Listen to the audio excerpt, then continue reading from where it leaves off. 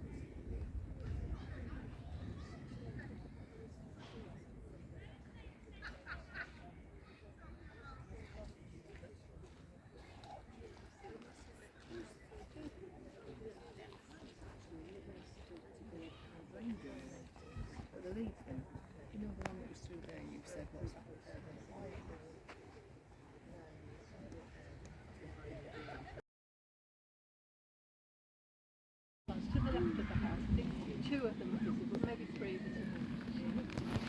Now the reason I'm talking to you about the Baronet family, the history here is so long. I mean, I could keep you here for a week and just give you little snippets back to the Domesday Book.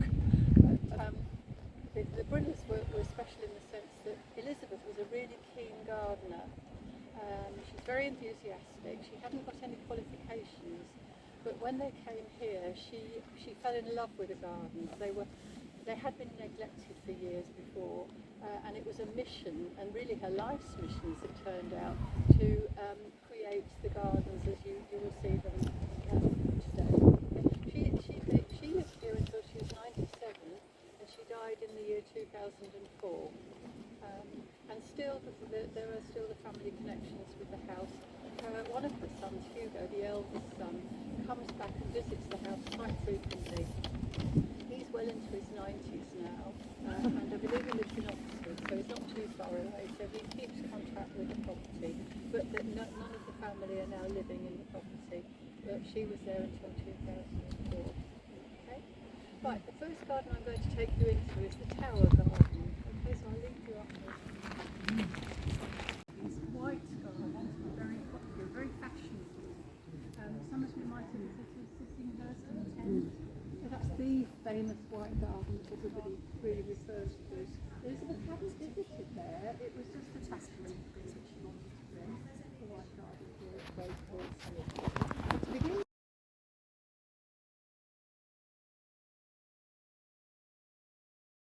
and so he asked his mother, may I dig a heart-shaped pond?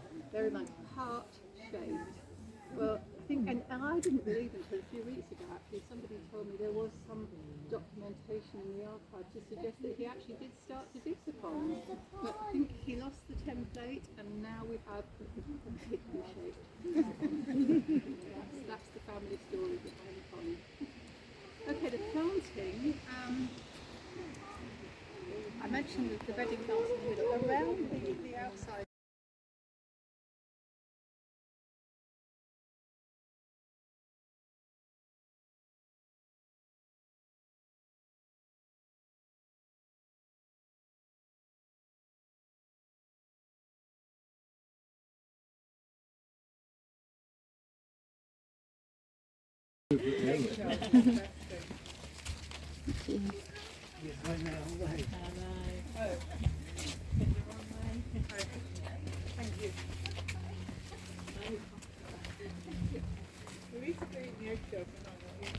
Yeah, I didn't leave you cabbages. Oh, I tried it once. They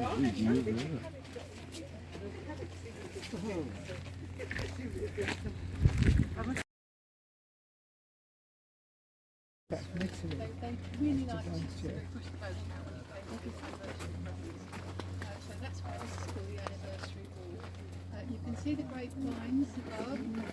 Fruits are coming on. Oh, yeah. So you come back in October. You can sniff a really sweet grape. The gardeners don't prune them or trim them for eating. They just let them be. But humour, and the two things come together, particularly in this design for the garden.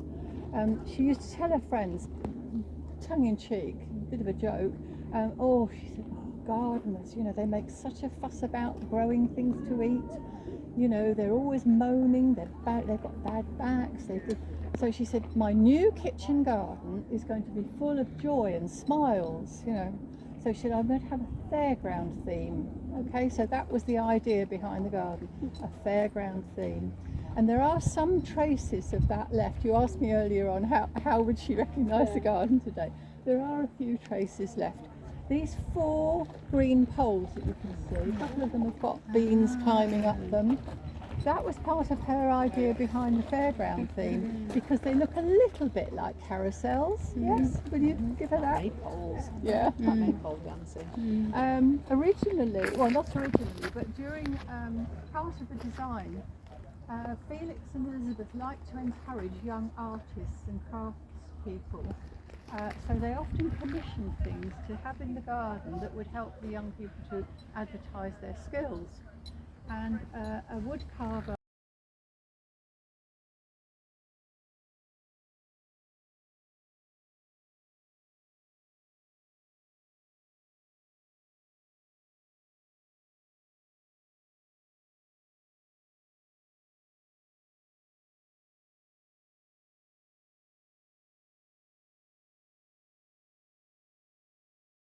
I'll tell you another tale in a minute.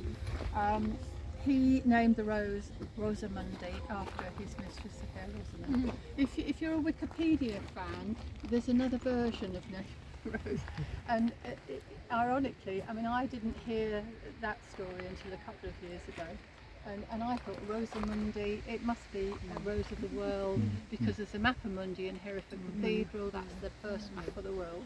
But you can choose which story you like. I prefer the romantic version, but you might prefer the other one. So, okay, but it is a spectacular. And it's a lovely wood carving, isn't it? And I love the spade. But you can see why the National Trust have a real dilemma. They really can't leave it outside any longer because it's just, crumbling and splitting. So he will be found in New Home. He's the last of the wooden artefacts that were in the garden. There are wooden benches with beautiful carvings of hunting spears. They're lovely pieces.